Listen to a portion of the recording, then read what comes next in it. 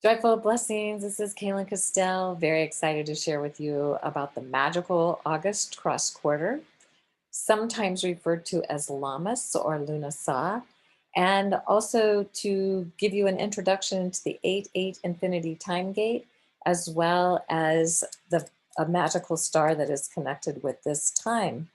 So the August cross quarter, interestingly, Lammas literally is translated as loaf of bread and was something that became a later way of describing this cross quarter time. Luna Sa is means harvest and victory, but it also comes from the god Lu, meaning light. We'll see a little bit more about that in a moment. And these times are usually celebrated on August 1st or 2nd. But the thing to know is the exact zodiacal cross quarter is on August 6th or 7th, usually on August 7th, when the sun reaches 15 Leo.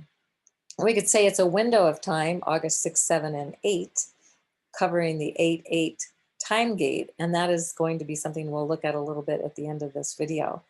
And it occurs when the sun is at 15 Leo because that is the exact halfway point between the June solstice when the sun reaches 0 Cancer and the September equinox when the sun reaches 0 Libra. And 15 Leo is that in between or midpoint between those two seasons. And so it was definitely seen as a magical alchemical window when the veils between the worlds are the thinnest. And so that's one of the reasons why this time was celebrated with festivals and ceremonies and all kinds of things to honor this particular time.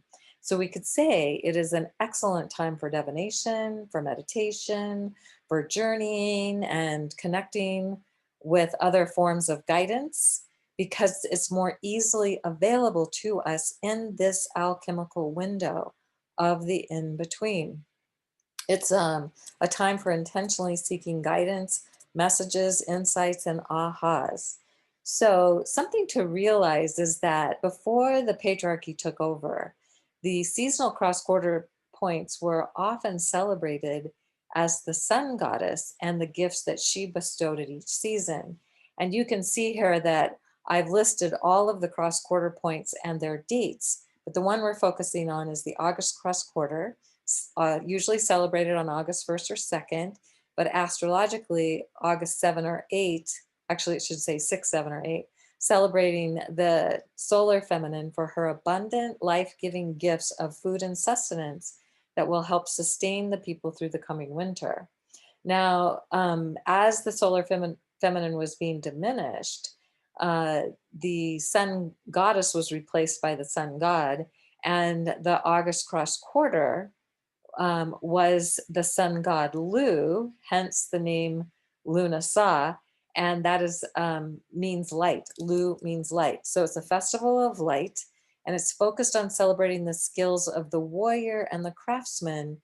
And there was much less emphasis on the ripened grain or bountiful gifts from the solar feminine and the earth. So we could imagine that it's time now to celebrate these cross quarters and bring back in the solar feminine into these festivals along with the solar masculine contribution because both are equally important. And saying this, I also want to just mention that what we've seen it as the solar masculine and the lunar feminine for a long time, but there is a solar feminine and a lunar masculine component. In order to really return to a sense of wholeness within ourselves, we need to celebrate both because again, they're both equally important. So here you see Sekhmet, the solar goddess with the solar sun disk on her head. And so this an expression of the solar feminine greeting the sun as it's rising. So if you're feeling inspired by this realization, you might consider using the first week of August because of course the traditional celebration is August 1st, but the actual zodiacal time is August 7th. So, or around August 7th. So it's we could use that whole first week to express daily gratitude for the abundance of life and light that we experience. And we could also work with this question what are the new emerging ceremonies and celebrations that are relevant now? So we could say that this is a time to find the new ceremonial ways to express gratitude for the gifts that support and sustain our physical bodies and our world, our life, and so on. So, one of the old ways that this was celebrated was through a lama's chant. And the chant goes, hoof and horn, all that dies is reborn, corn and grain, all that falls shall rise again. Now, we could change this because not everybody is working with the hoof and horn or the corn and grain. So if you want a new Lamish chant, here's an example, one that I came up with, and this is hopefully to inspire your own coming up with a chant. So grateful for the love I've known, grateful for the ways I've grown, love and light, rising up with joyous might, grateful for all the gifts, grateful that I exist, love and light. Thank you for this sacred rite. Or something like that. It doesn't have to be that, it could be something completely different, but it's just to give you an idea that we can create something that works for us, for where we're at and what we're wanting to bring through at any given time. Now, La Negrita is celebrated, her feast day is celebrated on August 2nd, and her story is pretty amazing. So, this is something that occurred in Cartago, Costa Rica, back in 1635. There was a young girl who found a Black Madonna statue, and you can see the statue here. And she took the statue home, and the statue kept disappearing back to the spot where she found it, and even after it had been put into a locked box. So it was like demonstrating these amazing magical powers. So they decided that this was a signal or a sign in the world of form that they needed to build a church there. So this church was built, and this is where La Negrita resides, in the church that was built way back when. Now, every year on August 2nd, pilgrims from all over Central America come to honor La Negrita. And many of them will walk from San Jose, the capital of Costa Rica, to the Basilica. And it's about 22 kilometers or 13.7 miles. So some of them will also complete the last few hundred meters on their knees. And this is their way of doing a pilgrimage to honor the Black Madonna. Now, depending on what works for you, you could use these as ideas to find a sacred site or a spot close to you that you could maybe pilgrimage to during the week of the August cross quarter. If you wanted to do it on August 7th to honor the exact cross quarter, or you wanted to do it on another day during that week, or whatever works for you, you could do that. And this is also designed to inspire other ideas of how you might work with that. All right, so the other thing to know is that the sun at 15 Leo on August 7th, usually August 7th, is within 3 degrees of the star Alturf, that is at 18 Leo. And so some of the star lore that I have had the privilege of being introduced to suggests that when planets are within 6 degrees of a specific star, that star has more power. So we could say Al-Turf and the sun are exactly aligned on August 10th, and that's when astronomers say that the sun actually enters the constellation of the Lion, and it travels through this constellation until September 16th. Now, the the sun is within 6 degrees of Al-Turf. So what I just gave you was the whole constellation of Lion from August 10th to September 16th. But the star Al-Turf is with the sun is within 6 degrees every year around August 4th to the 16th. Interestingly, this star, the name means in Arabic, it means the glance of the lion's eye. So you'll see here on a modern star map that it's actually located in the lion's mouth.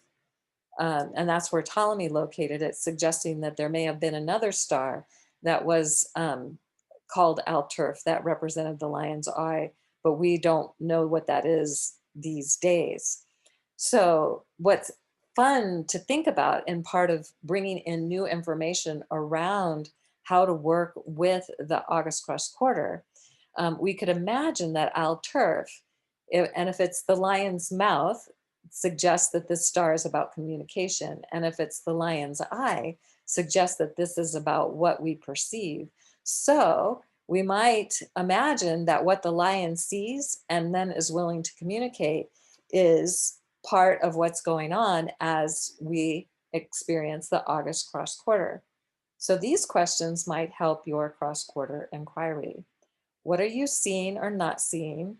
And is what you see really real?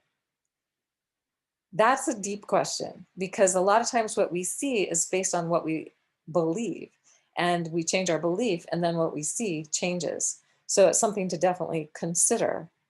What are you only glancing at and perhaps not really seeing clearly? So sometimes we look at something and we just kind of skip over it and don't look at it and don't really see what's there. We see something we imagine, we think, and we move on and aren't really seeing what's there. And then the last question is, how can you see more accurately what is really there? And then how do you communicate what you see?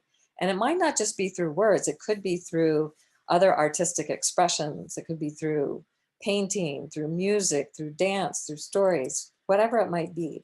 So these are things that to consider as we're celebrating or finding new ways to do ceremony around the August cross quarter. Now, there's going to be additional videos on the 8-8 Infinity Time Gate. It's also known as the 8-8 Lions Gate. And the reason I like to call it the 8-8 Infinity Time Gate is because 8 is the symbol of infinity.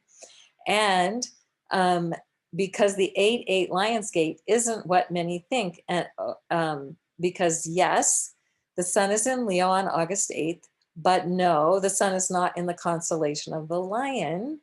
So it's not in the Lion's Gate yet until August 10th. And this will continue to shift 1 degree every 72 years. So we also will be looking at 817 and 826 because they numerologically, oh my gosh, add up to 8-8 as well. And so I'm really excited to share that information with you as well. So just to complete this, to say the August cross quarter is such a great time to do ceremony. If you want to know more about the stars, you can check out mystaralchemy.com, where we're offering online courses to learn more about the stars. If you want to learn more about Venus, and Venus has just been with this star, Al Turf, as prior to the recording of this video, at the time this is being recorded. And we talk about these things in Venus Alchemy. Also, Celestial Timings talks about these things. So if you want to go to my website, celestialtimings.com. And all of this comes from Shamanic Astrology Mystery School and the shamaniciastrology.com website. So if you're interested in maybe finding some more ways to look at all this, you can check out all these resources. And you can also tune into your own knowing. What is the information? What is the sense? What is the feeling that you have around how to work with the August cross quarter in a way that will be most utilizing the magic and alchemy that is present for us at this time?